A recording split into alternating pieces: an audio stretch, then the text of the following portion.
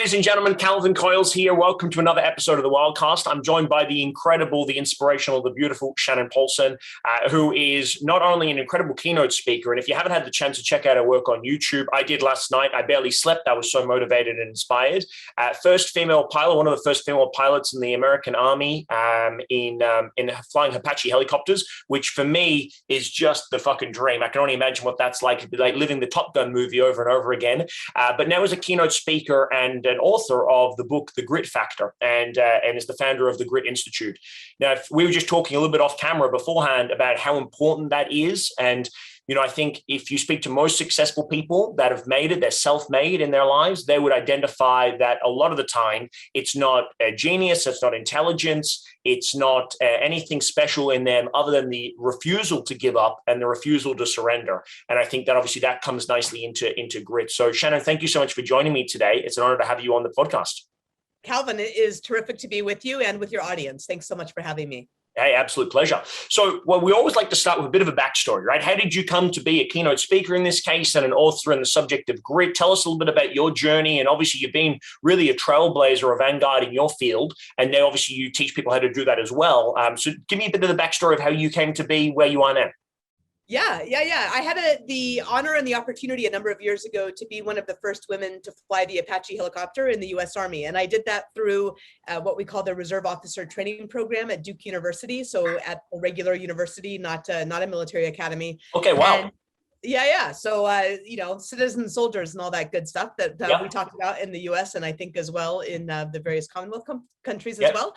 And so I actually had grown up in Alaska, which I think is a pretty significant part of my story, which had also included climbing big mountains. I had the chance to climb Denali when I was 19. I got into skydiving while I was in college. And so that idea of taking risk and pushing myself was very much part of my DNA and how it was that I grew up. But I served in the military for over 10 years. I deployed to both Korea and Bosnia. Yeah, thank you.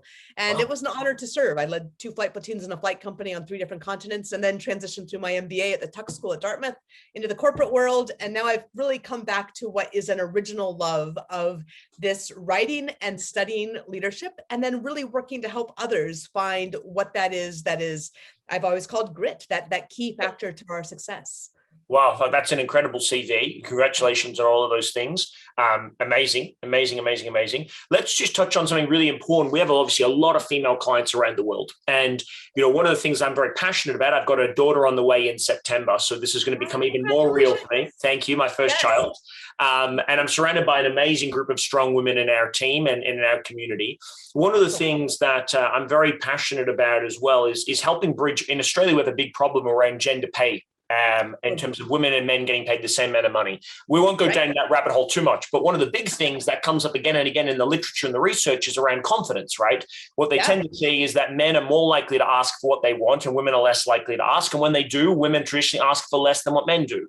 So talk to me a little bit about being a trailblazer and a bit of a rule breaker. You were literally able to fly and then you're now able to fly. Talk to me about how important that is to be able to win in that environment. And as you refer to it as in the most male-dominated, industry or company or business, institution, if you will, in the world, obviously the American Army.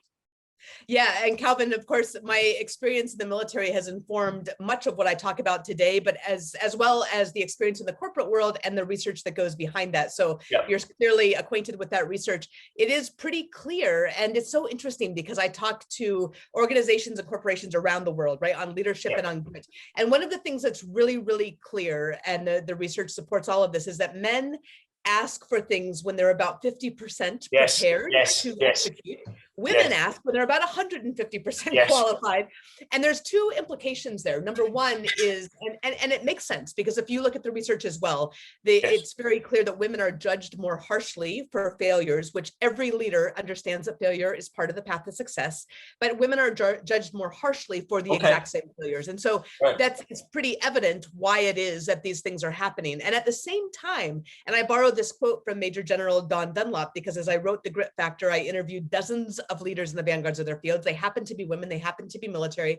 And General Don Dunlop will tell every young leader Never be afraid to ask for what you want, and never assume anybody knows what it is that you want. And I would caveat that for women to say, don't wait till you're fully qualified. If you're fully qualified, you're overqualified. Yes. You're meant to grow into that role. And for male managers who are still in power, because that's the situation that we find ourselves in still today, look for those people who are not necessarily asking. If you want actually the best person for the role, understanding those tendencies and those biases that you probably have, because we all do, male and female, go out and actively solicit people to apply for that position outside of Jim and Joe and Bob, who have come and told you on the golf course that they think that they're the right guy. So go look actively for the right person, and then encourage them and mentor them into that role. And that's how you get the best people to do the best job for the best results. Yeah, that's fantastic. I love it. And thank you for sharing that insight with us as well. That's excellent. Talk to us a little bit then about, talk to us about where this sort of concept of grit emerged from. You sort of referenced that, back when you were climbing mountains and jumping off the top of them, that this sort of, and obviously the upbringing in Alaska, I'm always interested to see how those formative years obviously shape and mold who we are today as well. So talk a little bit about that and what role you feel that plays now in the work you do today. Yeah, those are several questions, so I'll try to answer them in a couple of different stories. One of them, which will be relevant to you having a young daughter, but this is true for any young person and any father or mother of daughters or of sons, is I remember one story, and I talk about this in my first book, which is a memoir called North of Hope. It's quite different, but there's a lot of grit in it as well, about the Alaskan Arctic. And I talk about when I was a young child playing soccer, not on these elite teams that they have today, but just like a boys and girls club. And I remember I was a defense, so I was a fullback. And I remember that the offense on the other team was this girl with a blonde ponytail that would come charging down the center of the field, and we would part like the Red Sea, and she would score every time. And one day my dad, after the game, very kindly and lovingly, put his arm around me and he said, "Why don't you charge back at her?" And I looked at him like he was crazy. Wow. And then the next game, she comes charging down my side of the field, and I go charging back at her. And we collide and we fall down on the field, and the soccer parents are silent, which never happens. And she never, ever charged my side of the field again. And I think that there are these opportunities as we go through life, especially in sports for girls, but it can also be in drama or music or whatever their passion is. But I do encourage, I think, that physical challenge, because I think that physical challenge really puts you into control of your body in a meaningful and important way, where you do learn these lessons and you do pull those lessons forward. And I share that story often because I do think at age 9 or 10, that was a formative experience. Now, fast forward, the grit factor, courage, resilience, and leadership in the most male-dominated organization in the world, right, came out last year from Harvard Business Review Press. I'm incredibly proud of both the publisher and the work, not because it's just my own story, but because I reached out at the request of a young lieutenant who wanted me to be her mentor, knowing that it had been a while since I'd served, knowing that my integration into an all-male field was surely somewhat unique. I reached out to this incredibly broad and experienced and phenomenal cohort of leaders. They were, women general officers across the services. They were aviators from World War II to the present, a Navy submariner, a Coast Guard combat rescue swimmer, one of the first women U.S. Army Rangers, and many more. And 201, they shared their stories and their lessons learned so generously and so candidly in a way that women often don't do, right? We're brought up to be, we're not rewarded for sharing our stories, I will say. We're often judged for doing that. And yet women and men need to hear these stories. And so I synthesized the lessons learned and the stories, did the background research, and presented them in what would become the Grit Factor. And that really looks at grit as a whole leader concept, part of the fabric of our character, not this discrete characteristic that we take off the shelf, right? But part of the fabric of who we are, past, present, and future, is the Grit Triad of commit, learn, and launch. Okay. A lot in that. I'm writing notes. No, I know. It was a big question. Excellent. I love that idea of it being, not a as a bespoke or finite aspect of our character, but rather sort of interweaved in everything. And one of the things that we talk about a lot, Shannon, in our work is this principle that I like to live by, which is how you do anything is how you do everything. And so for me, if you live from that principle, then grit becomes ever present, right? It's like if I'm not demonstrating grit when I'm working out, then I'm not going to demonstrate grit in a negotiation. I'm not going to demonstrate grit with my kids. I'm not going to like across the board, right? And I think that standard allows you to sort of self-regulate if you're naturally high functioning. You mentioned 3 quick things at the end there, which was sort of like a protocol, if you will. What was that just at the end? I missed. Yes, and this is how the Grit Factor is organized. It's how my keynotes are organized. It's how the training at the Grit Institute is organized. And that is looking at grit as integral to who we are. So I look at what I now call the Grit Triad. There's commit, learn, and launch. And that is very much aligned to owning our past, to deep engagement in the present, and looking towards the future with that groundedness in the past, that engagement in the present, and looking towards the future with audacity, with authenticity, and adaptability. And again, these are synthesized from those lessons and stories that are told from these incredible cohort of leaders. So as I did that research to back up all of those lessons and stories, this Grit Factor emerged, and this Grit Triad emerged as really how it is that we should consider grit as opposed to this discrete element. And to your point, that then applies to every part of our lives. Yeah. So talk to me about then grit in terms of your definition of it, and give us some examples of where, showing up with grit, whether that be through your experience or through the book and the research you did there, was the defining factor of success and failure, so to speak. Yeah. And again, I'm going to loosely define it, but there's 2 things. I'd like to start out first with the more commonly understood definition. Angela Duckworth at University of Pennsylvania does incredible research on grit and has defined it as passion and perseverance towards a very long-term goal. And I think that's great. But I will say in this past year, especially with horizons that are kind of murky and unknown, and I like to use that concept of horizons in aviation, especially when you fly visual flight rules, a very unknown and a foggy horizon is really disorienting. And for all of us across the globe, it's been unbelievably disconcerting.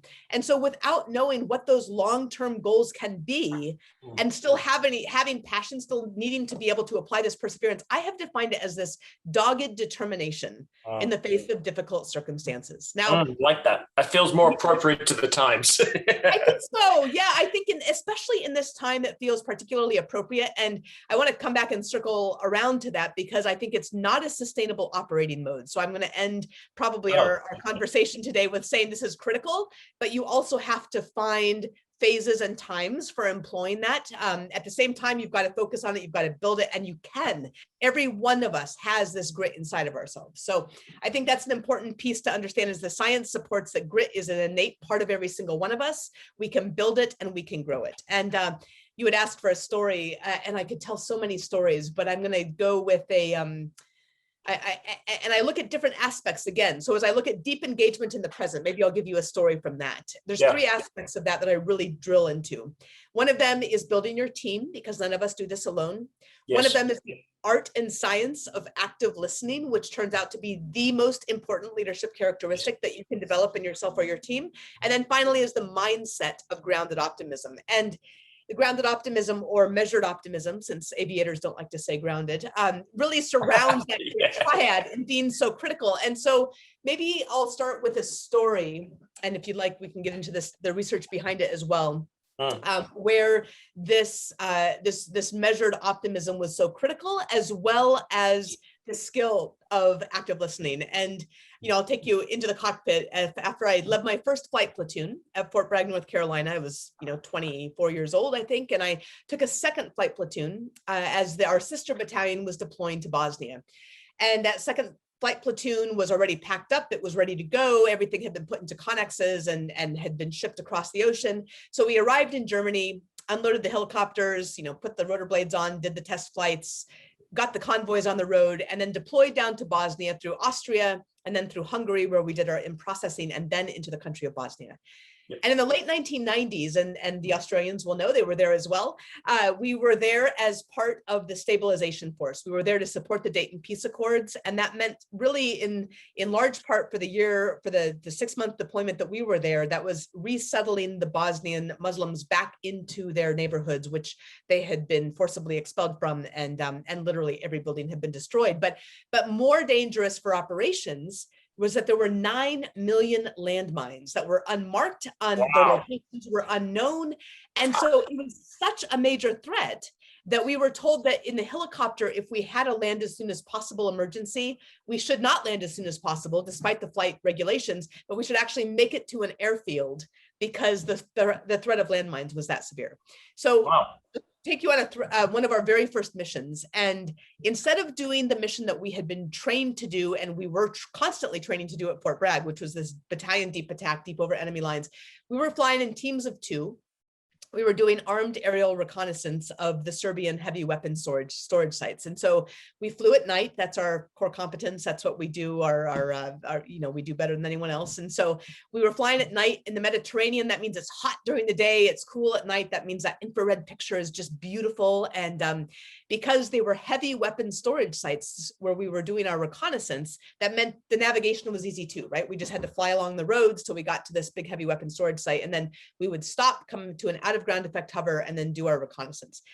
Now, the other trick was that we had a hard deck, and that means a minimum altitude of 300 feet, which for us was a very high altitude and really quite unsafe because there's all kinds of ground fire that can hit you. You know, we're pretty slow moving as even though we're pretty amazing as, you know, the Apache, or at least we like to think so. But you know, you're kind of a sitting duck for any from the ground.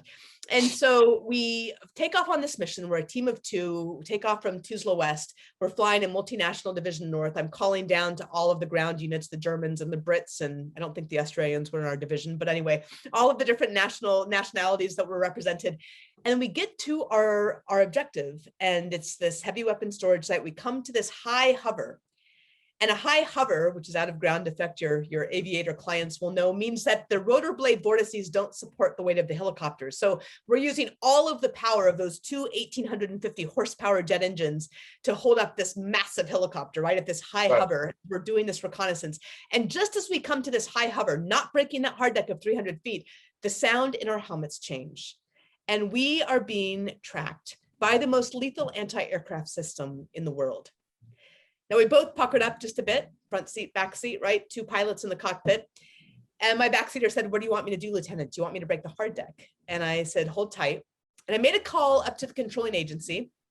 This is the agency that's in charge of all the aviation operations in the sector. And I said, "This is Blue Max 56. This is our location. We're at 300 feet and we're being tracked by the most lethal anti-aircraft system in the world." And as we waited for their reply, the sound in our helmets changed again. And now we had been acquired by that same system. If they fired, we would be dead. The controlling agency comes back on the radio and says, "If you're nervous, you can return to station, but don't break the hard deck." Wow. So, nervous? Yeah, we were nervous. I mean, if they fired, we would not be here. And yet your podcast was very important to make today. So that okay. But yeah, it was in that moment that's this time that requires several things. Number one, and these are all these components of grit, again, that I think of as this much more kind of amorphous sort of a concept that is really part of all of who we are. It's number one, it's being able to be fully engaged in the present. It's making a decision based on the fact that we've had, you know, hours and days and weeks of briefings, the situational awareness that this hasn't happened for, you know, the months that preceded our arrival, the knowledge that if we broke the hard deck, we'd be breaking the rules of engagement and we'd probably be grounded and sent home. I mean, all of these pieces, we hadn't yet made the mission. That was the overriding factor. And being able to be deeply engaged in the present, being able to listen, to understand what that meant in the context of the briefings that we'd heard, really allowed us to make that decision. We reached over and turned down that radar tracking volume, and that's how we flew the rest of the time in country. But that kind of grit is representative of that deep engagement in the present, of the willingness to be able to listen quickly and strategically based on the situational awareness that you've gained over you know, months and weeks of that specific type of engagement. So yeah, I guess I would use that as one kind of fun story, exciting story to get into the fun's an interesting word. Yes. Yeah. Fun to share. Yeah, probably not fun to be in the cockpit. Fun to have done, right? Yes, exactly. Not to do again. But that's an unbelievable fucking story.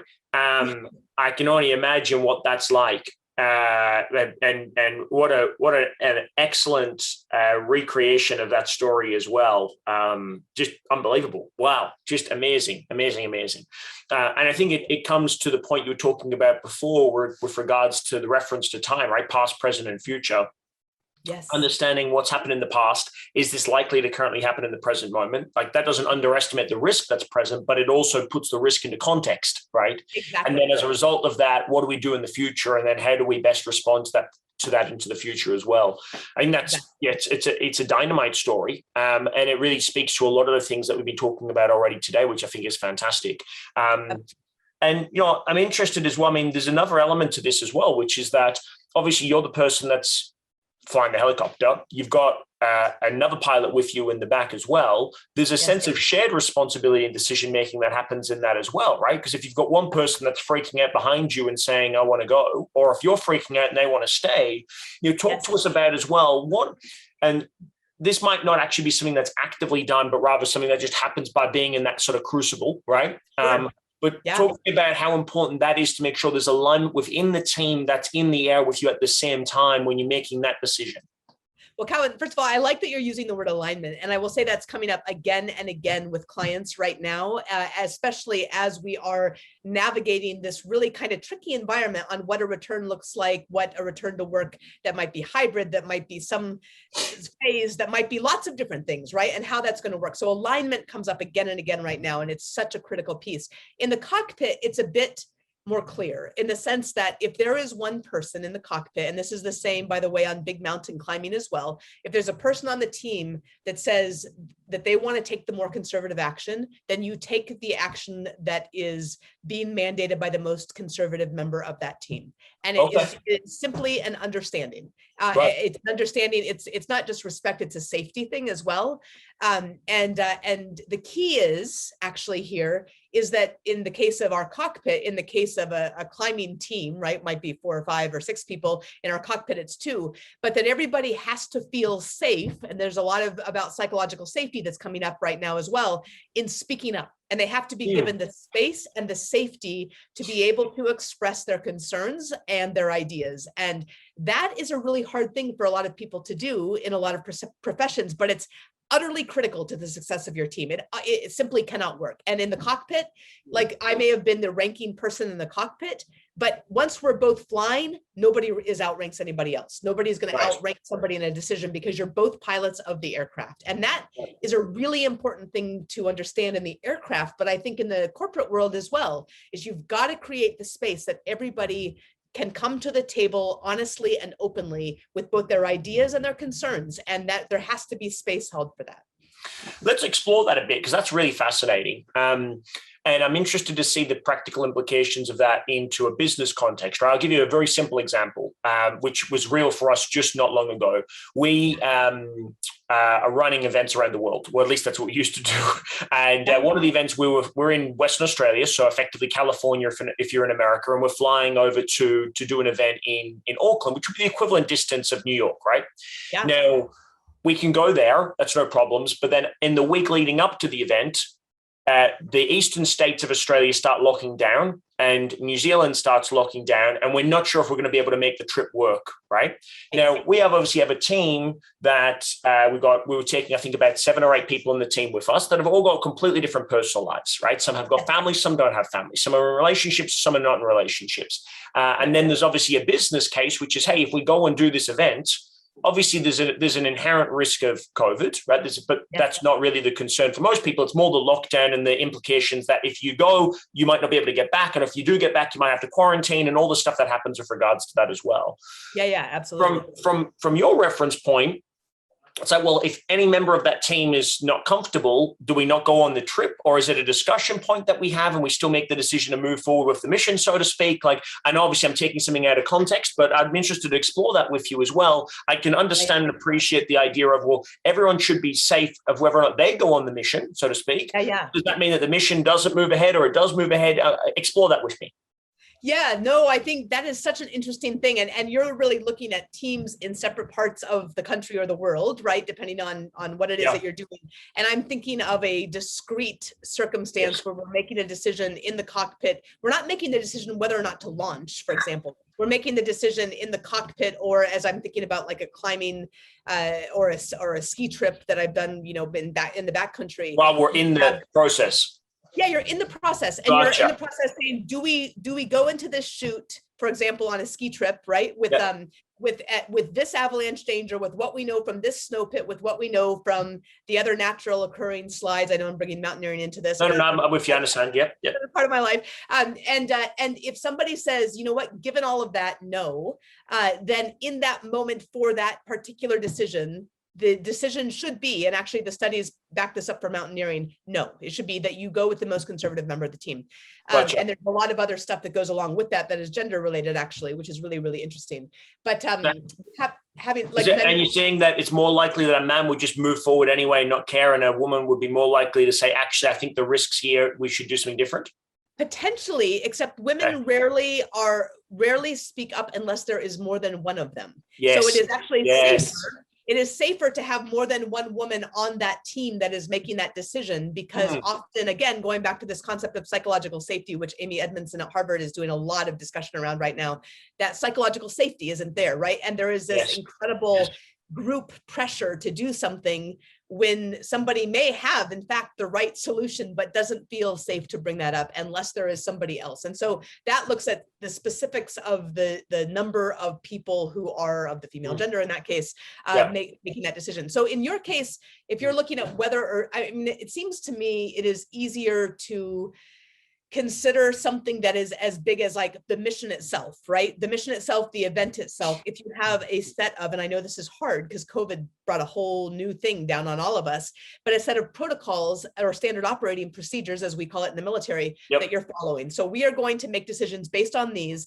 and maybe go back and say, even in the context of not having those defined for a global pandemic, because who did, right? I mean, I don't think anyone did. Let's go back and say, what should those be? And now let's go down those procedures, and do we meet these criteria? If we meet these criteria, now let's say, are we comfortable going? And if we are comfortable going when the criteria says a no-go, then we need to really challenge that, or we need to just accept it and say, look, the criteria say no. And I'll give you another example, actually. In Bosnia, we were scheduled to launch to overfly some elections that were being contested. So there was potential, violence and things that were going to happen. We had, it was the middle of the night, because we always launch at night, right? So, or usually launched at night. We had beautiful starry skies, totally clear, nothing, right? Nothing. There's no reason not to launch based on what you saw, but that's not how aviators launch. We launch on the forecast, and that's a flight rule. And so short of going to war, which is a whole different thing, but short of going to war, we launch on the flight rules. And the colonel came down and was screaming and yelling at all of us. And we're just, little lieutenants, right? We're very junior, about, we got to get in those helicopters and we got to launch. And we said, sir, we cannot launch. We are not legal to launch. And we were completely comfortable saying that, because there was a set of standard operating procedures, in this case, defined by the Federal Aviation Administration. So we had, but defined by a larger body that says, here are the criteria on which you make your decision. Yes. And if you're going to make a different decision based on what that criteria is saying, you better have a darn good reason and be willing to face the consequences. So I know I kind of got a little bit off track. No, that makes a lot of sense. In fact, just thinking out loud, we've now put in place for our events, these are the requirements by which we need to meet. And, we've got a timeline, which is 2 weeks out. If we can't do it after 2 weeks, even if we could do it in the 2 weeks that follow, we're going to cancel it 2 weeks. But if we can make it happen, we'll let that know. And we've actually put that in place now as well. So yes, I'm with you 100% on that. It's also interesting, just circling back to this sort of psychological safety where you were talking about before, something that's been fascinating for me in my work when we speak to large audiences, and we normally do this, and I don't have the science to back this up, but it's certainly anecdotal. We got 200,000 clients now in 83 countries, and it's a universal principle, is I'll ask all the men in the audience to raise your hand if in the last month or even the last 3 months, you've genuinely been afraid for your safety. And normally it's less than 5% of the audience. And the guys that do put their hand up have either done something outrageous, they've had a motorcycle accident, they've done skydiving, they've something severe has happened for them, right? And then I'll ask the audience, for the women in the audience, raise your hand if in the last week you felt genuinely afraid for your survival. And I would say over 80-90% of the audience will raise their hands. And it can be, I felt unsafe walking through a car park, or I felt unsafe having an interaction, with a stranger. Like, it can be any number of things that for most men, it's just not even in their awareness that this would ever be something to be aware of in terms of the concern. But you're so right in the sense of, I can tell you now, I know that if we've got a group of men together and then there's one woman in the group, the guys are very easy just to sort of self-motivate themselves, right? And the arrogance takes over, and then they just sort of run with things. And it's very difficult for a woman to be able to stand up in that environment and speak. But if she has an ally, that makes a huge difference. I think that's fascinating with regards to team dynamics and culture. I think that's huge. It is. And I think it's important to recognize too, not just the culture piece, but that the result of that, braggadocio kind of machismo is often death in the mountains, for example. Yeah. So when they look at these, they look at like what causes these fatal accidents. It's like, well, a bunch of guys like all trying to prove something to each other, right? Yes. And when there is one woman, that doesn't change the dynamic enough. When there are two women, often death is averted. And so I think those are those things. I mean, and we're not talking about just one or two random women. We're talking about experts in their fields, right? That are also expert mountaineers. And so I think, that's an important piece to pay attention to. And the one thing I would just throw in there for your clients, or for how it is that you approach this, is oftentimes what people need is for you to ask them, right? It's not necessarily that they're not willing to go along, or that they're not willing to take a risk. It's just to say, talk to me about what you're feeling, and then open that space, right? This active listening. What is it that you would need to feel safe? Let them talk, and give them the space to talk without interrupting, without assuming that you know what they're going to say, without judging what they're saying while they're saying it. And then as I go and I do 20 pages on this in the Grit Factor, it's that important. And it comes up with every conversation with a senior military officer. It's that important for safety and for mission accomplishment, right? Is you ask maybe a clarifying question. And if you're hearing something you really weren't expecting, or is hard for you to hear, then take an extra long amount of time to get back to them. Say, hey, you know what, that is a really interesting point, and I'd like to think about that this afternoon. And could we meet tomorrow morning at 9 and talk about that again? Let's reschedule this meeting to resume tomorrow morning. So you're opening the space by asking. And I hear so many times people saying things like, I can't promote women partners. I don't know why they're not taking, the opportunity. And I'll ask, well, have you asked them? What have they told you? And they'll say, oh, what do you mean? And I'll say, well, haven't you asked them what they need in order to be able to do this, to be able to take on the opportunity?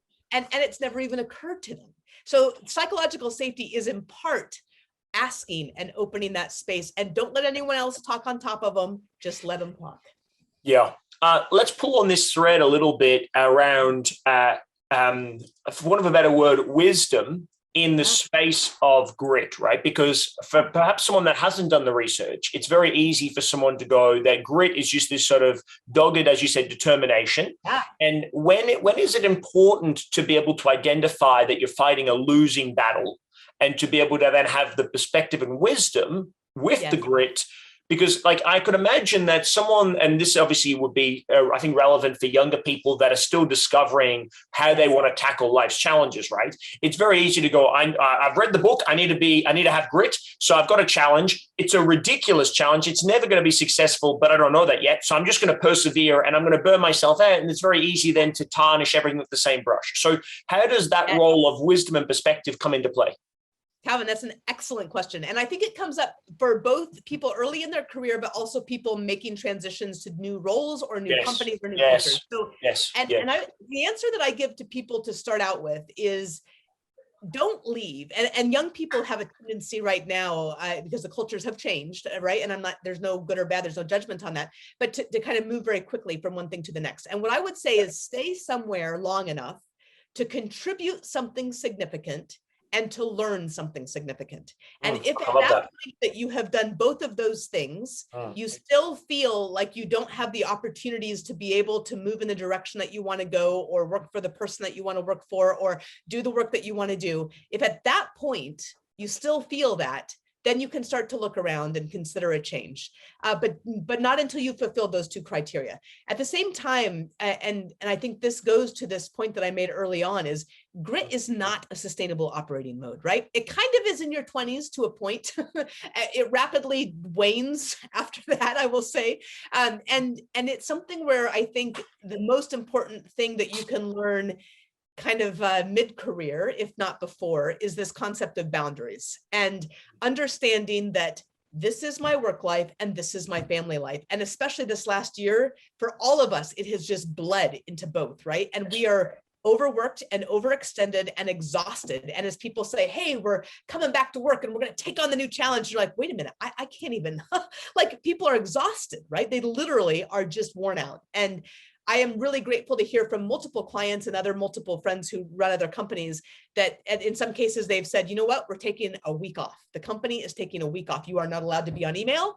You are not allowed to do anything. You are a week off because people are exhausted. And so you've got to understand for yourself that grit is critical to your success. You have it, you can build it, you should build it for employment strategically. And yet, if you're operating that way all the time, you will not be able to make your best contribution. And that's where you've got to be able to find the time. Do you bracket like, hey, I work from this hour to this hour. I don't take meetings. When you're young, you got to do what you got to do, right? I'm just going to throw that out there too. But like at some point, you've been a few years in, you're several years in. At some point, you've got to say, you know what? I don't take meetings after 6 unless it is like the president, you know, and because I'm going to go home and be with my family and I'll be back online tomorrow at 8 a.m., but not before that. And that is how you will be able to sustain your best work. And if you don't do that, you will burn out and you won't be able to contribute your best work. So that is part of almost a professional competence, I think, and an individual competence of maturity that will allow for sustained professional success. Without it, you won't make it. Yeah, no, I'm with you 100% on that. It's, I think back, I'm only 31 now, but I think back to my 20s and I think back in that decade and going, fuck, you can push it. And now there's a sense, it's much like, to use a soccer analogy, like you brought up as well at the beginning, as you see a player get older, they get smarter. They don't have to run as much because they know where the ball's going to be. And I think that comes down to really in the beginning, once you realize that at the end of the day, results matter, and that as long as you can achieve the result, there's not really any value on top of that of killing yourself in the process. Just get the job done, and then people respect that. I think that actually becomes, as you said, a professional competence, which is, hey, I'm tremendously effective as opposed to I'm tremendously motivated. Now, you can still be motivated, but I think there's that counterbalance. From a granular perspective, Shan, you're somebody that listening to this that goes, okay, I get it. And obviously I'm going to grab the book and I'm going to read the book, of course. But in the short term, while I'm waiting for Amazon to deliver the same day delivery for the book, what are some tactical things that we can all do to build a higher level of grit? Obviously, I imagine grit is a skill set that can be honed over time. And so what are some of those rituals that you put in place that you would recommend for the younger version of yourself, but also the person you are today?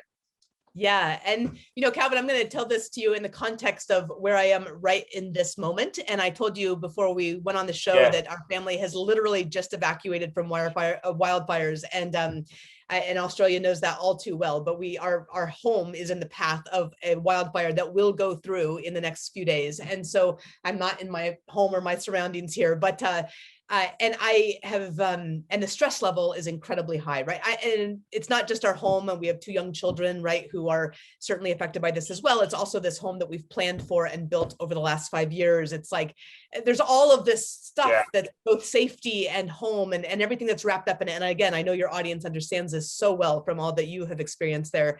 But and one of the things that I am reminding myself, and this is one of the tools that is in the Army's Master Resilient Training Program, which was developed from the University of Pennsylvania's positive psychology research over the last 3 decades. And this is going to seem like such a small thing, but it's so important. And in the midst of things seeming overwhelming, which they are at the moment, because there's nothing else we can do, right? We've left it in the hands of the firefighters and the structure protection crews, is to back up and narrow in your focus for the things that you are the most grateful for. And it sounds so simple.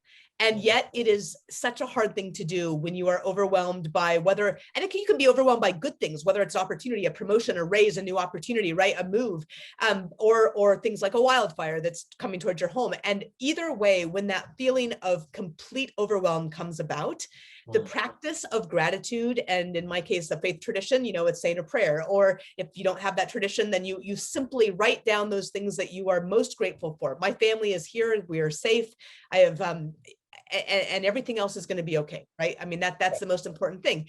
And so those practices, that practice of gratitude is one of the most important things that you can put into place every single day. It's simple. It takes only a couple of minutes, but if you do it consistently, it literally builds your grit and your resilience and your ability to face hard times. So that would be the place that I would start, as small as that seems. Just do it consistently. And see where that brings you, and then start reading the Grit Factor as soon as it comes. Of course. We have lots more. How important do you feel that faith is, and I'll use that word faith because I think it's interchangeable, in grit? Because when I think back to my life experience, there's certainly been times where I can see the path ahead and it's not looking great, but I'm confident in my skill set, right, to get through it. There's other times where it looks dire, right? Like I don't know. And I've often said, if you can't find a way forward and you can't go backwards and you don't know which way to go, up or down, look up, because if you can look up, there's a sense of faith in that. And my belief system is that I'm guided by something far greater than me that's got a destiny for me beyond this. And I remember, to talk about a military analogy, I remember doing research on Winston Churchill, Sir Winston Churchill. And during the German Blitz, he would walk with his bodyguard in the streets on a nighttime as they were literally dropping bombs. And his bodyguard had said to him, sir, we should really go inside. And to which Sir Winston Churchill replied, there's a man upstairs who's given me a job to do, and he intends for me to see it through. And I thought, fuck, what a tremendous, look, you can easily look at that and go, that's ludicrous because you're standing outside while they're bombing, and you're so pivotal to the war effort.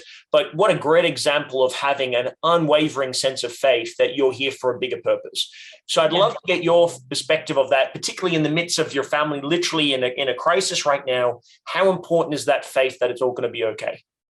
Yeah, it is 100% critical. And I will say that however you define God or faith or something bigger than yourself, for me, it's a pretty straightforward definition, but for others, they may define it in other ways. And whatever it is, and this is not something that we got into in depth in the Grit Factor because we're looking at a very broad audience, but at the end of the day, it was a huge part of almost every single one of those leaders' stories.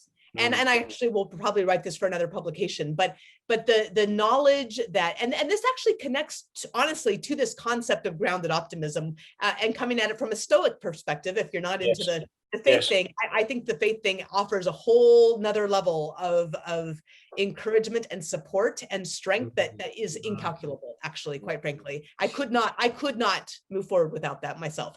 But from the Stoic perspective, I often tell the story of Admiral Stockdale that many people know from. He was a pilot in Vietnam. He's shot down flying low over the trees. He's held in the Hanoi Hilton for 7.5 years. He has his legs broken twice. He's tortured mercilessly. He's in solitary confinement for half of that time. When they release him, they say, what's the difference between those who lived and those who died? And he says, it's easy. The optimists were the ones that died, because he's a Stoic, right? And he says they were the ones that thought, well, surely we'll be released by April. And what he means is a Pollyanna, right? Like a Pollyanna that's like, oh, it's all going to be fine. And that's not what optimism is about. That's not what faith is about. That's not what hope is about. It's not being a Pollyanna. It's saying you can, and this is what Stockdale will say, you can never, ever lose faith that you will ultimately prevail in the end, which is faith you can never afford to lose, balanced with the brutal realities of what you face in the present. And it sounds to me like that's what Churchill is saying. It's very much been my lived experience as well, that you cannot lose faith that you will ultimately prevail in the end. And again, the faith in something bigger than yourself gives you an extra strength and an extra piece, I think, that that whether or not you understand it, that is part of the story that you're living and part of the purpose that you're serving. And that comes back to this concept of purpose as well, which is so important in this day and age. And the recent McKinsey study pulled that out as the most important thing, that people connect to their individual purposes as well as to the organizational purposes. It's chapter 2 in the Grit Factor. I'll lead you through an exercise on how to do it. But that is perhaps the most important thing you can do for yourself or your team, is connect to that purpose. And for those of us where faith is a big part of our lives, that absolutely is woven together. Wow. When you're sharing that, it reminded me of a quote, and I'm not sure if it's from the same admiral or if it was from somebody different who was a prisoner of war, but they were talking to him and he had referenced the idea that when he was going through it, he realized that this would become the defining experience of my life, and that it would then influence all of my life's work thereafter after I left. So therefore, I was accepting gratitude for the experience because I knew that this was going to forever alter my life, and it was going to be then moving me in a new paradigm. So I was like, wow, that's unbelievable. And I love those quotes as well that you've referenced. And Calvin, to that point, like the way that we are negotiating as well, like this wildfire, and we don't know what the wildfire will take. It could take our home, it could take the landscape. We don't know.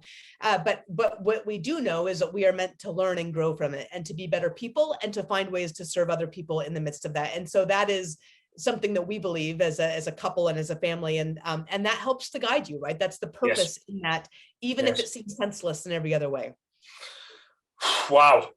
Shannon, I could have this conversation for the whole day and be truly riveted and go backwards and forwards with quotes and stories. But alas, we don't have any more time. I want to thank you, because normally we would only have a chat for, say, 20, 30 minutes, and this has gone for the better part of an hour. So I want to thank you deeply for not just the story, but the fact that you're here with us on this podcast when your family's in the midst of a crisis. And I think that's an incredible example of everything that you practice and what you preach. So congratulations on that. It has truly been, if not the best, certainly one of the best conversations that I've had on the podcast in any memory that I have. And I don't say that lightly or to any guest, but truly this has been a remarkable conversation. I'm going to grab a copy of the Grit Factor for my team. I'm also going to tell them that they have to watch and listen to this replay as well, because they don't always get to do that. But this is something that I think is very, very important. And I've truly been moved by a conversation. I think it's been fucking phenomenal, to be fair. And I really appreciate your time. And I'd love to, when you release your next book, have you back on the podcast as well. And I may have a whole heap of other questions once I've finished reading the Grit Factor for us to discuss as well. But I just want to say thank you so much for your time. How can we find out more about you? How do we check in more about you? Where do we get the Grit Factor? And of course, we'll put it up in the show notes, but where's the next step for you? Yeah, Calvin, thank you so much. I've really enjoyed this as well. And your questions are excellent and your research is amazing. So thank you for that. I hope it is helpful to your team and to your audience. I am online at Shannon Polson, Polson.com, at thegritinstitute.com. I'm a little bit on Instagram, but mostly on LinkedIn and Twitter. And so you can find me at either of those two places. But I do look forward to hearing very much what your impressions are of the Grit Factor from all of your team and your audience. And please shout it out when you can on social. It's great to let people know about it and leave a review. But otherwise, I'm working on the next book is really, I believe, going to be focused around this concept of measured optimism. Right. It's actually quite complex, and it's connected to, but not the same as hope. But it is also critical to our success, and yet it is tainted in various ways that are challenging as well. So I'm really digging into that in the research right now, which is fascinating, and I'm excited to share it with you. Outstanding. We'll make sure we put all of it up in the show notes as well. Thank you so much for being with us. For everyone that's watching and connecting in online, you're checking out the podcast, wherever you are, leave us a comment and a review. Go and check out Shannon's work. Of course, get yourself a copy of the Grit Factor, as I will be after this call. And until we see you live or online, be bold, have fun, go make an impact in the world. And Shannon and I will see you on the wild side. Good afternoon, good evening, and good night.